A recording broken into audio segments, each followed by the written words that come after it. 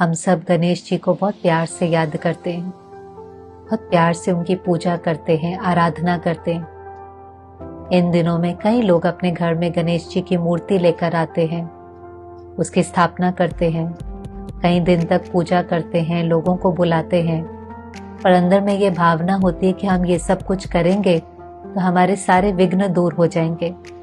Actually Ganpati नहीं है, गुणों का पति है। जब हम वो सारे गुण अपने अंदर धारण करते हैं, जैसे आप गणपति को देखें तो सिर ही किसका दिखाया है? हाथी का सिर दिखाया है। हाथी का सिर माना, हाथी बहुत इंटेलिजेंट एनिमल माना जाता है, जिसकी बुद्धि बहुत विशाल है, बहुत विजडम है, वाइज इंटेलेक्ट है, माना जिसके अंदर ज्ञान है, जिसके अंदर विजडम है, उसका हर कर्म श्रेष्ठ होगा। कान कैसे दिखाए? बड़े बड़े, कि जो भी सुने वो पहले फिल्टर हो। कान ऐसे है ना, जैसे छलनी जैसे होते हैं, गलत नहीं सुनना है, क्योंकि जो सुनेंगे वो मन में चलेगा, जो मन में चलेगा वो बोल और कर्म में आएगा और वो हमारी तकदीर बन जाएंगी। किसी की कमी नहीं सुननी, किसी की बुराई नहीं सुननी, सही सुनना है और सही सोचना है। आंखें कैसी दिखाई? छोटी छोटी, माना फार साइटेड है, दूरानदेशी है। ये बहुत जरूरी है। कभी कभी जब हम कर्म करते हैं तो सिर्फ आज का सोचते हैं, आज की सफलता, आज की प्राप्ति। ये नहीं समझते कि जब आत्मा शरीर छोड़ती है तो उसके साथ सिर्फ और सिर्फ उसके संस्कार और कर्मों का हिसाब किताब जाता है। हमारे हर कर्म का रिजल्ट हमें फेस करना होता है। हम राइट करेंगे तो हमारे साथ राइट ही होगा, लेकिन कर्म करते समय दूरानदेशी, पास्ट, प्रेजेंट, फ्यूचर को सामने रखते हुए जो प्रेजेंट में करेंगे वो फ्यूचर बनता जाएगा। इसलिए दूरानदेशी। मुख छोटा दिखाते हैं, अर्थात प्यार से बोलना है, कम बोलना है।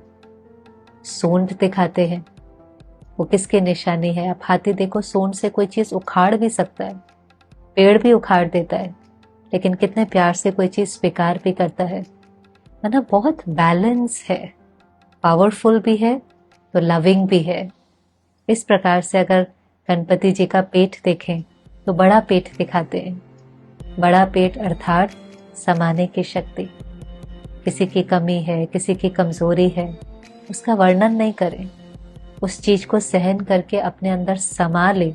फिर अगर आप गणपति जी को देखें तो एक पैर ऊपर और एक नीचे दिखाते हैं। वो उपराम स्थिति की निशानी है। उपराम अर्थात दुनिया में है, सबके साथ रहते हैं, सब कर्म करते हैं, लेकिन सब कुछ करते हुए भी डिटैच्ड और लविंग है, न्यारे और प्यारे हैं। किसी के संस्कारों का, किसी परिस्थिति का, किसी बातों का प्रभाव मेरे ऊपर नहीं पड़ता है, और हम अपनी श्रेष्ठ स्थिति से, प्रभावों से परे रह करके जो राइट कर्म करना है वो कर पाते हैं, लविंग हो पाते हैं। नेगेटिविटी का इन्फ्लुएंस हमारे ऊपर नहीं पड़ता है, तो हर प्रकार के इन्फ्लुएंस से परे रहकर अपना पॉजिटिव इन्फ्लुएंस फैला पाते हैं। तो गणपति जी को जब आप देखते हैं, चाहे अलंकार भी देखें, हाथ हमेशा देने वाला, ज्ञान की कुल्हाड़ी, अर्थात जो कुल्हाड़ी है उस कुल्हाड़ी से अपनी कमी कमजोरियों को खत्म करना। रस्सी दिखाते हैं, माना प्रतिज्ञा लेना कि हम राइट करेंगे, हम भगवान की श्रीमत पर चलकर के श्रेष्ठ कर्म करेंगे। तो एक एक अलंकार, एक एक कर्मेंद्रियां सिखाने के निमित्त हैं, और जब हम वो सीखते हैं तो हम गुणों के पति बन जाते हैं। तो जो गुणवान होता है उससे तो गलत कर्म हो ही नहीं सकता। गुणवान का तो हर कर्म श्रेष्ठ होता है। हमारी स्थिति जब श्रेष्ठ बन जाती है तो हम किसी भी विघ्न का सामना कर सकते हैं। तो ये इंतजार नहीं करें कि विघ्न कब जाएगा, संसार कब ठीक होगा, हर प्रॉब्लम कब ठीक होंगी, लेकिन अपने को ठीक करना है। जब हम अपने को ठीक करते हैं, अपने को गुणों से भरपूर करते हैं, तो पहाड़ जैसी बात भी छोटी लगती है। परमात्मा कहता है पहाड़ जैसी बात भी राई बन जाती है, रुई बन जाती है, जिसको आप फूंक मार के उड़ा सकते हो। तो बात का कोई साइज नहीं होता, लेकिन अगर हम कमजोर होते हैं तो वो विघ्न बहुत बड़ा लगता है, और अगर हम शक्तिशाली होते हैं तो वही विघ्न हमें आगे बढ़ाने के निमित्त बन जाता है।